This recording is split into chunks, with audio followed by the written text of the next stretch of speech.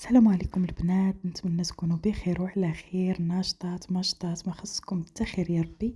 اليوم البنات غادي نوجد معكم واحد القريشلات كيجيو اقتصاديين وما فيهمش بزاف ديال المقادير، بلا بيض وبلا زبده وبلا حليب. فاي حاجه غادي تعكزك وتقولي لا ما عنديش هادي باش نصاوبهم، فما كايناش البنات، يعني نوضي وقفي باش نقادوهم مع بعضنا. وهنايا البنات خديت الخمارة ديال الخبز. هنايا كنديرو قياس 2 ديال المعالق كبار. انا هنا عارفه القياس يعني بيدي ديجا كنديرهم. ف على حساب الجو كيفاش داير عندكم.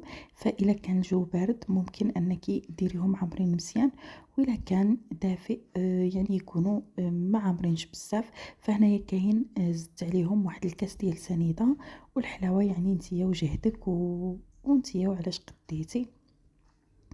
وهنايا عندنا كنضيف لهم واحد الكاس ديال الزيت، الكاس عامر ديال الزيت.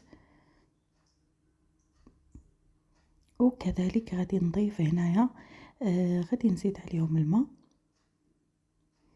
عندي هنايا 2 كيسان ديال العنبه ديال الماء. بالنسبه للماء فنفس الكاس اللي عبرت به الزيت وسنيده هو نفسه اللي عبرت به الماء. فهنايا كما شفتوا بديت كنخلط بالضراب اليدوي.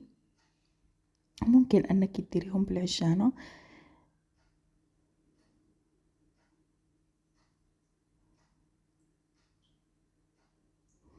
كما شفتوا كنخلط مزيان حتى كيتجانس الخليط ديالي. وغادي نغطي هذا الخليط هذا البنات، غادي نخليه مدة ربع ساعة.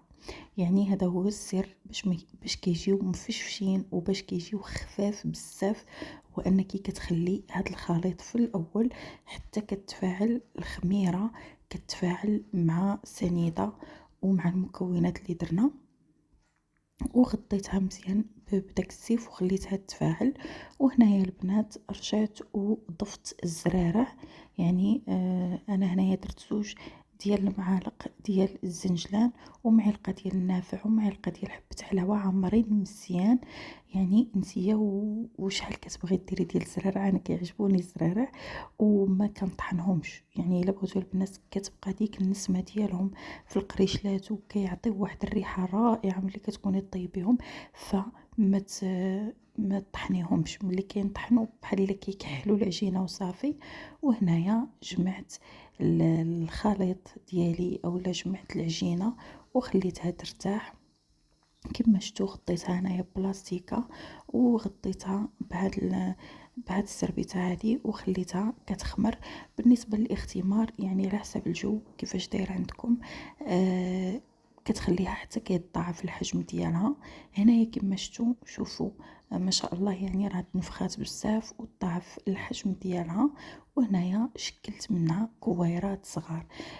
بالنسبه لهاد المرحله ركزوا هنايا معايا بزاف مزيان البنات.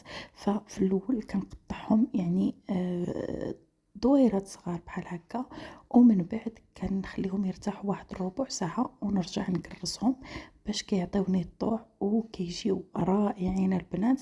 شوفوا النتيجه كيفاش دايره.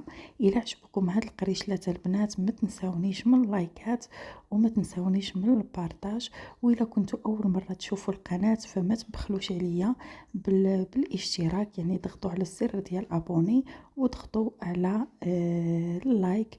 وهادشي اللي كاين هاد النهار البنات.